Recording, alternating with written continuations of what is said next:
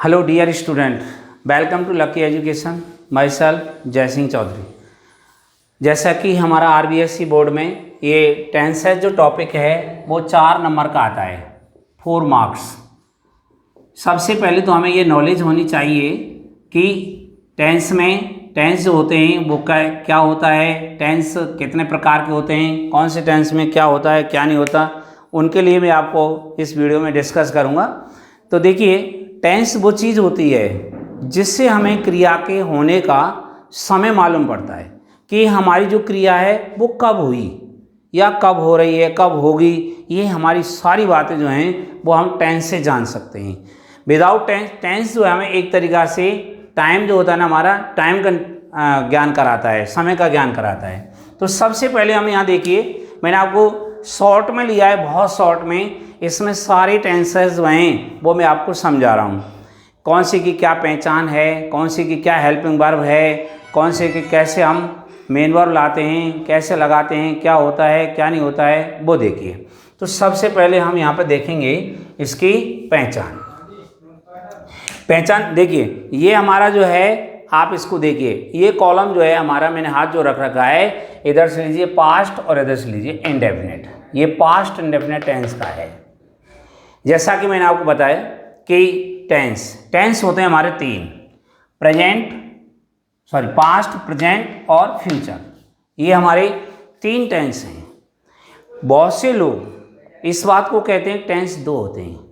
वो कौन से मानते हैं भाई, जो निकल गया वो पास्ट, जो चल रहा है वो प्रेजेंट। फ्यूचर किसने देखा है, इस वजह से फ्यूचर के बारे में तो क्या किया जाए। हाँ, मान रहे हम कि फ्यूचर नहीं देखा है किसी ने, बट फ्यूचर की हम कल्पना तो कर सकते हैं। कल्पना ही की जाती है, वहाँ ऐसा होगा, वो यूँ करेगा, ये करेगा, वो कर, केवल कल्पना की जाती है।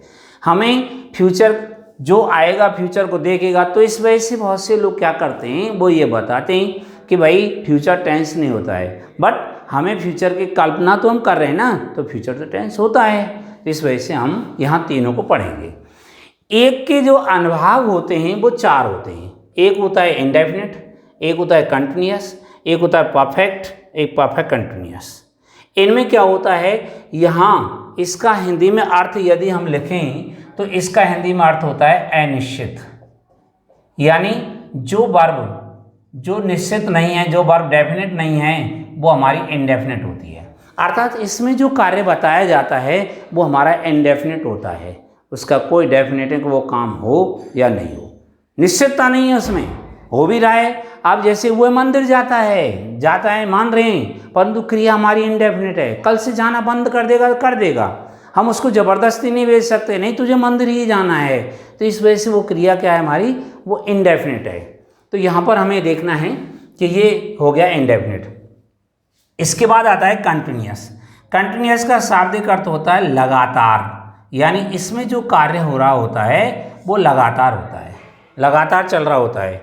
इसके बाद में आता है हमारा परफेक्ट। परफेक्ट में है, परफेक्ट को कहते हैं पूर्ण, यानी इसमें कार्य पूरा हो चुका होता है, परफेक्ट बताता है। और इसमें ये क्या होता है, पूर्ण लगातार, इसको हम बोलते हैं पूर्ण लगातार। इसका मतलब क्या हुआ, यानी कार्य भी पूरा हो रहा है टाइम से, कुछ कार्य को होते होते कुछ समय पूरा भी हो चुका है, परंतु वो बंद नहीं है, अभी भी कंटिन्यूटी उसके अंदर है, अभी भी वो चल रहा है। तो इस वजह से इसको बोलते हैं हम परफेक्ट कंटिन्यूअस, पूर्ण लगातार कार्य। तो यहाँ पर ये हमारे 4 टेंस हुए। अब हम आते हैं इस पर। आपको ये ध्यान रखना है, क्या ध्यान रखना है कि हमें यहाँ पर जो भी हमारा टेंस होगा उसमें हमें 3 चीज़ों को विशेष रूप से यहाँ देखना है। सबसे पहले कौन से टेंस की क्या पहचान है, दूसरी इस टेंस की हेल्पिंग वर्ब क्या है, तीसरी उसमें मेन वर्ब की कौन सी फॉर्म यूज होती है। इनका आपको विशेष रूप से ध्यान रखना है। तो सबसे पहले हम यहाँ आते हैं पास्ट इंडेफिनिट।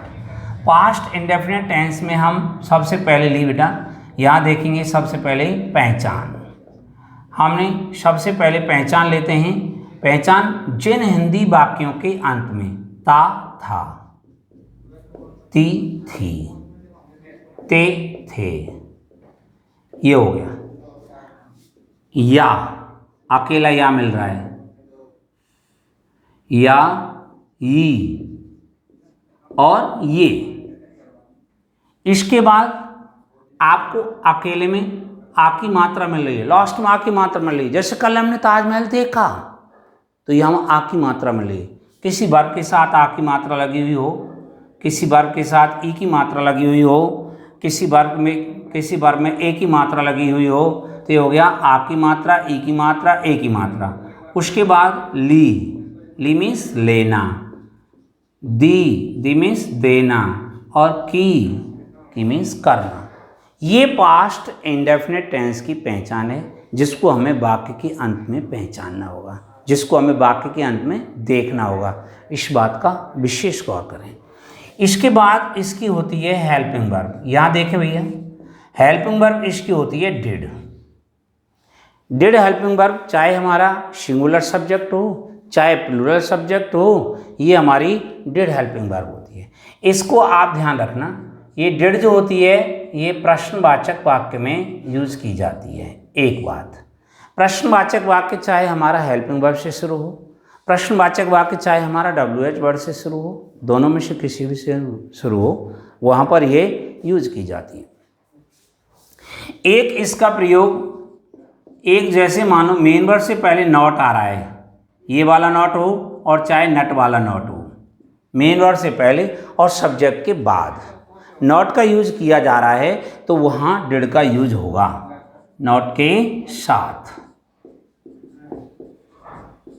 ये ध्यान रखना हमें केवल इन्हीं में। और जो हमारे नेगेटिव हैं, नेगेटिव वर्ड हैं, जैसे नो वन है, नोबडी है, नन है, नथिंग है, नेवर है, इनके साथ इसका यूज नहीं होता है, इनके साथ यूज नहीं करेंगे। केवल करेंगे तो हम नॉट के साथ ही करेंगे, और नॉट के लिए नॉट प्रॉपर प्लेस पे होगा तो ही करेंगे, यदि वो पीछे है तो हम नहीं करेंगे। प्रॉपर प्लेस है इसका मेन वर्ड से पहले और सब्जेक्ट के बाद, यदि आ रहा है तो डिड आएगा, ये ध्यान रखना है। इसके बाद आ जाओ मेन वर्ब। मेन वर्ब की जो हम यूज़ करते हैं वो सेकंड फॉर्म यूज करते हैं, ये ध्यान रखना है।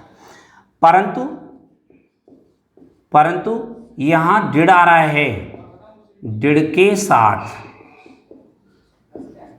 साथ एम बी फर्स्ट का यूज किया जाता है। डिड के साथ एम बी फर्स्ट लगाते हैं, ये ध्यान रखना। डिड के साथ एम बी फर्स्ट लगाएंगे, ये मैंने आपको बताई इसकी पहचान और इसकी हेल्पिंग वर्ब। अब इसमें कुछ विशेष बात और है, वो देखिए कि यदि आपको वाक्य में लास्ट में आपको अकेला था मिल गया या थी मिल गया, था, थी और थे, ये मिल जाते हैं, तो ये दो अर्थों में होते हैं। एक तो होना के अर्थ में, यानी जब किसी संज्ञा के लक्षण, गुण, दोष, बुराई, भलाई, उसकी स्थिति, उनका वर्णन किया जाता है तो वहाँ होना का अर्थ होता है। और एक होते हैं ये रखना के अर्थ में। रखना के अर्थ में, रखना क्या, रखने के अर्थ में होते हैं जैसे संबंध या अधिकार रखना, किसी से संबंध, जैसे राजा के 4 लड़के थे, उनके पास एक कार थी, तो राजा के 4 लड़के, राजा का उन लड़कों से संबंध था, उनके पास एक कार थी, कार पर उनका अधिकार था। ये अधिकार या संबंध बताने के लिए हम रखना के अर्थ में यूज करते हैं। और जब ये था, थी, थे होते हैं होना के अर्थ में, तो हम यहाँ पर बी की सेकंड फॉर्म वॉज वर्ब में से एक लगाते हैं। और यदि मान लो ये होता है रखना के अर्थ में, रखना के अर्थ में होता है तो ये हो जाता है हैव की सेकंड फॉर्म होती है हैड। ये कहलाती हैं इस टेंस की सप्लीमेंट्री वर्ब। ये ध्यान रखना है आपको कि ये इस टेंस की सप्लीमेंट्री वर्ब कहलाती हैं। कौन सी? वॉज, वर और हैड। अच्छा, मान लो हमें वॉज वर्ब सप्लीमेंट्री वर्ब के रूप में यूज किया गया है और हमें इसका नेगेटिव या इंटरगेटिव वाक्य बनाना है, तो क्या हम डिड का यूज करेंगे? नहीं, आप इन्हीं से ही बनाइए, इन्हीं को आप आगे ले जाइए, इन्हीं के साथ आप नोट लगाइए। इसमें आप चाहें तो आप डिड लगा सकते हैं, जब आप इसको डिड के साथ यूज करेंगे तो आपको क्या करना है, यहाँ पर हेड ना लगा के हैव लगाना होगा जब हम डिड के यूज करेंगे तो। और चाहे तो हम इसी से बना सकते हैं, इसके लिए आपको ये एक तरीके से छूट होती है। तो ये ध्यान रखना है आप लोगों को कि इसकी ये पहचान हो गई। पहचान के बाद में यहाँ था, थी, थे, ये दो अर्थों में है, एक तो होना के अर्थ में, एक रखना के अर्थ में। अच्छा, ये था, थी, थे अकेले कैसे? एक तो क्रिया के साथ में, जैसे वह कमरे में पढ़ता था, तो यहाँ ता था आ गया, ता था आ गया, क्रिया के साथ आया है, पढ़ता था, पढ़ना काम हो रहा है उसके साथ हो रहा है। और वह कमरे में था, तो वहाँ था अकेला आया है, अकेला आया है, तो ये अकेले के लिए मैंने बताया आपको था, थी, थे अकेले आते हैं तो ये दो अर्थों में होते हैं, होना के अर्थ में और रखना के अर्थ में। होना के अर्थ में कब होते हैं? जब हम किसी संज्ञा का लक्षण, गुण, दोष, बुराई, भलाई इनको बताते हैं तो उसमें हम या उसकी स्थिति को बताते हैं कि वो किस कंडीशन में, उसकी कंडीशन का डिस्क्रिप्शन किया जा रहा है, कंडीशन को बताया जा रहा है, तो वहाँ पर हम किसका यूज करेंगे? वहाँ पर हम यूज करेंगे किसका? होना का। और यदि होता है किसके अर्थ में? रखना के अर्थ में। यदि ये रखना के अर्थ में होता है, रखना क्या? जैसे अधिकार या संबंध रखना। अधिकार मैंने बताया आपको पास्ट टेंस में, भूतकाल में किसी चीज़ पर किसी का स्वामित्व बताया जा रहा है, उसका अधिकार बताया जा रहा है, मालिकाना बताया जा रहा है, तो वहाँ पर अधिकार हो गया। या पास्ट टेंस में किसी का संबंध बताया जा रहा है, जैसे किसान के 4 बेटे थे, तो वहाँ थे अकेला आया है, तो वहाँ जो थे के अर्थ में यूज करेंगे हम, वहाँ हैड यूज करेंगे। उनके पास एक बहुत बड़ा मकान था, तो वहाँ था जो आ रहा है वो एक स्वामित्व अधिकार रखने के लिए आ रहा है, वहाँ पर हम हैड का यूज करेंगे। इस बात का ध्यान रखना। तो ये दो अर्थों में होते हैं, एक तो होना के अर्थ में और एक रखना के अर्थ में। इस बात का विशेष ध्यान रखना है। अब आ जाइए अगला। अगला हमारा आता है पास्ट कंटिन्यूअस। पास्ट कंटिन्यूअस की क्या पहचान है? सबसे पहले यहाँ पहचान लिखिए। देखो, ये मैंने आपको पास्ट टेंस में आपको बता दिया, हेल्पिंग वर्ब बता दी, पहचान बता दी, सब कुछ बता दिया। अब यहाँ देखिए, इसमें पास्ट कंटिन्यूअस टेंस में रहा है, रहा था, रहा था, रही थी, रहे थे, ये इसकी पहचान हो गई। और इसके साथ जो आपको किताबों में नहीं मिल पाएगी, जैसे आ की मात्रा हुआ था, ई की मात्रा हुई थी और ए की मात्रा हुए थे। ये कंटिन्यूटी बताई जा रही है। इसमें अकेली मात्रा मिल रही थी, कुछ नहीं मिल रहा था, अकेली मात्रा मिल रही है तो पास्ट इंडेफिनिट। और मात्रा के साथ में हुआ था, हुई थी, हुए थे, ये आ रहा है तो पास्ट कंटिन्यूअस। इसका विशेष ध्यान रखें आप, इनमें अंतर करके चलें। तो यहाँ पर हम देखेंगे इसकी हेल्पिंग वर्ब, इसकी हेल्पिंग वर्ब 2 होती हैं। इसकी हेल्पिंग वर्ब 2 कौन कौन सी होती हैं, कौन कौन सी नहीं होती, वो देखिए। एक वचन कर्ता तथा आई के साथ में वॉज, बहुवचन कर्ता के साथ में वर, इनका यूज किया जाता है। इसके बाद आती है मेन वर्ब। मेन वर्ब हम जो यहाँ मेन वर्ब यूज करेंगे वो कौन सी है? Main verb. मेन वर्ब की फर्स्ट फॉर्म में एमवी फर्स्ट में आईएनजी यूज की जाएगी। इस बात का भी ध्यान रखना क्या कि जहाँ कंटिन्यूअस आ रहा है, ये कंटिन्यूअस और ये कंटिन्यूअस, इन दोनों में यानी इसके कंटिन्यूअस में और इसके कंटिन्यूअस में, तो 3 इसके कंटिन्यूअस हैं और 3 परफेक्ट कंटिन्यूअस हैं, 3 और 3 6 टेंसेस में आईएनजी का यूज होगा, ये ध्यान रखना। तो आईएनजी का एमवी फर्स्ट में आईएनजी लगाएंगे और आईएनजी लगाते समय आपको 2-3 बातें हैं जिनको मैं आपके लिए डिस्कस करूंगा। तो सबसे पहले देखिए, यहाँ बताता हूं मैं आपको, किसी क्रिया का लास्ट लेटर ई है, अंतिम अक्षर ई है और अंतिम ई अक्षर वाली में आईएनजी जोड़ना है, तो हम आईएनजी लगाते समय ई को हटा देंगे। जैसे देखो TAKE, इसमें हमें आईएनजी जोड़ना है तो ई हट जाएगा और ये हो जाएगा टेकिंग। ऐसी हमारी कोई भी क्रिया हो जिसका लास्ट लेटर ई आ रहा है, आईएनजी लगाते समय ई को हटा देंगे। जैसे take, make, purchase, decide, divide, ये जितनी भी जो क्रिया, कंप्लीट, जो कुछ भी क्रिया जिनका लास्ट लेटर ई होता है, आईएनजी लगाते समय ई को हटा देते हैं। एक बात ही हुई, इसमें ये पहचान हो गई और इसकी हेल्पिंग वर्ब हो गई, ये इसमें मेन वर्ब हो गई, उसके बाद में आईएनजी का रोल्स हो गया। फिर उसके बाद अगला देखो, अगले में हम इसमें पहचान, इसकी पहचान लिखते हैं और इसकी पहचान क्या है वो देखिए। यहाँ पर इसमें काम पूरा हो चुका होता है, जैसे चुका था, चुकी थी, चुके थे,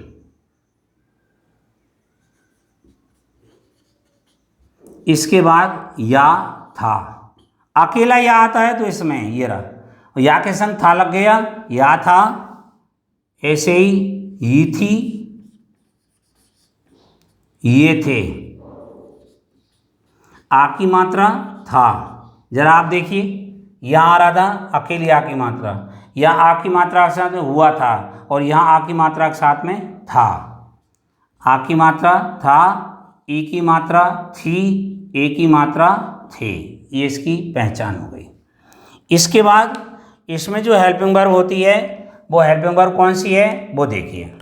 इसकी हेल्पिंग वर्ब एक है, चाहे हमारा सब्जेक्ट सिंगुलर हो और चाहे प्लूरल हो, वो है हैड। इसमें मेन वर्ब, जो हम मेन वर्ब यूज करते हैं वो कौन सी है, मेन वर्ब की परफेक्ट फॉर्म यूज करते हैं और मेन वर्ब की परफेक्ट फॉर्म होती है थर्ड फॉर्म। ये आपका पास्ट परफेक्ट टेंस हुआ। अब आ जाओ past perfect continuous. Past perfect continuous में हम देखते हैं यहाँ पर कि पास्ट परफेक्ट कंटिन्यूअस में क्या है क्या नहीं है वो देखिए। इसमें सबसे पहले लेते हैं हम यहाँ पहचान, पास्ट परफेक्ट कंटिन्यूअस की पहचान लेते हैं और पास्ट परफेक्ट कंटिन्यूअस की पहचान क्या है वो देखिए। पहचान तो इसी सेम यही है, बट इसमें और इसमें डिफरेंट क्या है, जैसा कि मैंने आपको पहले बताया था कि हमें इसमें और इसमें अंतर ये, इसमें टाइम नहीं होता है और इसमें टाइम होता है, अर्थात क्रिया को होते होते कुछ समय पूरा हो चुका होता है। तो इसकी पहचान है और पहचान क्या है कि वो ये जो होंगे ये समय के साथ होंगे, समय के साथ रहा था, रही थी, रहे थे।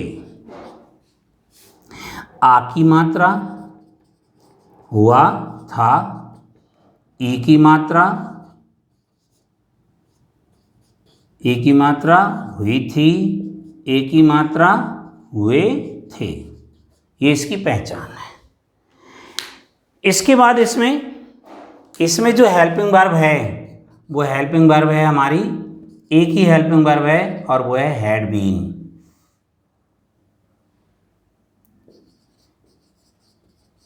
चाहे हमारा सब्जेक्ट सिंगुलर हो और चाहे प्लूरल हो, इनके साथ में एक ही वर्ब यूज की जाती है। उसके बाद में आती है मेन वर्ब। मेन वर्ब में एम बी फर्स्ट में आईएनजी, एम बी फर्स्ट में आईएनजी। अच्छा, इसके बाद इसमें एक बात होती है समय के साथ। समय के साथ जैसा कि मैं बता रहा था, इसमें समय नहीं होता है, वाक्य बना देते हैं। इसमें टाइम होता है। तो टाइम होता है हमारा दो प्रकार से, एक तो होता है डेफिनेट टाइम और एक होता है इनडेफिनेट टाइम। डेफिनेट टाइम को हम सिंस से ऐड करते हैं और इनडेफिनेट टाइम को हम फोर से ऐड करते हैं। यहाँ लेते हैं सबसे पहले period of time. Period of time, period of time को हम फोर से कनेक्ट करेंगे। पीरियड ऑफ टाइम क्या होता है, जहाँ हमें सेकंडों की संख्या, मिनटों की संख्या, घंटों की संख्या, दिनों की संख्या, महीनों की संख्या, वर्षों की संख्या, यानी हमारी ड्यूरेशन ऑफ टाइम बताया जाता है, जिसमें हमें ड्यूरेशन बताया 2 घंटे से, 10 घंटे से, 5 दिन से, 5 मिनट से, 5 साल से, 10 साल से, ऐसे यदि आता है तो वो हमारा पीरियड ऑफ टाइम होता है। और पीरियड ऑफ टाइम को हम 4 से कनेक्ट करते हैं, ये ध्यान रखना है। और इसके बाद एक होता है हमारा point of time. Point of time को हम सिंस से ऐड करेंगे। सिंस में क्या होता है, जिसमें हमें पॉइंट ऑफ टाइम बताया जाता है, फिक्स टाइम को बताया जाता है, ये हमारा निश्चित समय कहलाता है। इसमें हमें कोई जैसे बजे होता है, बजे बताना होता है, कोई महीने का नाम होता है तो महीने का नाम है, वर्ष है, आपका बार आ रहा है, ऐसे कोई होता है उसमें हमें उसे हमें सिंस से ऐड करना होगा। एक दूसरे शब्दों में और बताता हूँ मैं आपको, इस बात को आप ध्यान रखना। जैसे सुबह दोपहर शाम, ये सुबह कब माना जाता है? सुबह माना जाता है सुबह 6 बजे को। सुबह का टाइम 6 बजे का होता है। सुबह दोपहर 12 बजे, शाम के 6 बजे मानते हैं। मिडनाइट आ रहा है तो सुबह दोपहर शाम, आज कल परसों, बजेवार तारीख महीना व सन बतावें, फोर छोड़कर सिंस लगावें। इस बात का ध्यान रखना है। एक बार दोबारा सुन लें। सुबह दोपहर शाम, आजकल परसों, बजे बार महीना व सन बतावें, फोर छोड़कर सिंस लगावें। अर्थात बजे को फोर से नहीं कनेक्ट करना है, सिंस से कनेक्ट करना है। बार को फोर से कनेक्ट नहीं करना है, सिंस से कनेक्ट करना है। बजे बार तारीख महीना व सन बतावें, महीना बार आ गया हमारा, जैसे मंडे टू संडे, कोई भी आ रहा है, Monday Tuesday Wednesday Thursday Friday Saturday Sunday, कोई भी आ रहा है तो उसमें हम, जैसे वह सोमवार से पढ़ रहा है, वह सोमवार से अपना काम कर रहा है, मंगलवार से वो कर रहा है, तो यहाँ ये हमारा टाइम हो गया, इसको हम सिंस से ऐड करेंगे। महीना होता है हमारा, जैसे जनवरी से लेकर दिसंबर तक कोई महीना आ रहा है, जैसे वह यहाँ जनवरी से रह रहा है तो ये जनवरी से रह रहा था या रह रहा है, तो उसमें क्या है हमारा ये पॉइंट ऑफ टाइम हो गया। पॉइंट ऑफ टाइम को, और फिर उसके अलावा वर्ष कोई भी आ रहा है, पिछला वर्ष दिया गया कोई भी, जैसे वह 2005 से यहाँ रह रहा है, वह 5 साल से यहाँ रह रहा है जब तो आएगा फोर, और वह 2005 से यहाँ रह रहा है तब आएगा सिंस। ये इस बात का ध्यान रखना। तो ये मैंने आपको पास्ट टेंस को डिस्कस किया है। इसको आप अच्छी तरह से आप अपने उसमें नोट करें, और इससे शॉर्ट में, इससे सरल या इजी गोइंग शायद ही आपको कहीं मिले। तो इस बात का ध्यान रखना है कि आपको ये पास्ट टेंस में इनका लिखना है। देखिए स्टूडेंट, हमने आज के इसमें जो हमारा टेंस है उसकी आइडेंटिफिकेशन क्या होती है, उसमें कौन सी हेल्पिंग वर्ब यूज होती है, मेन वर्ब की क्या फॉर्म यूज होती है, ये सब को हमने डिस्कस किया है। इवन हमने ये भी आपको डिस्कस किया है कि यहाँ पर ये इसमें और इसमें क्या डिफरेंस है, इसमें टाइम नहीं होगा, इसमें टाइम होगा, और ये टाइम जो हमने लिया है, टाइम को ऐड किया है, पीरियड ऑफ टाइम को फोर से ऐड किया, पॉइंट ऑफ टाइम को सिंस से ऐड किया है। इन बातों का ध्यान रखें। तो आज हम इस वीडियो में पास्ट टेंस को डिस्कस करेंगे, नेक्स्ट वीडियो में हम प्रेजेंट टेंस को डिस्कस करेंगे, और अगला जो फ्यूचर है उसको डिस्कस करेंगे। तो आज आप इसको अच्छी तरह से देखें। Thank you.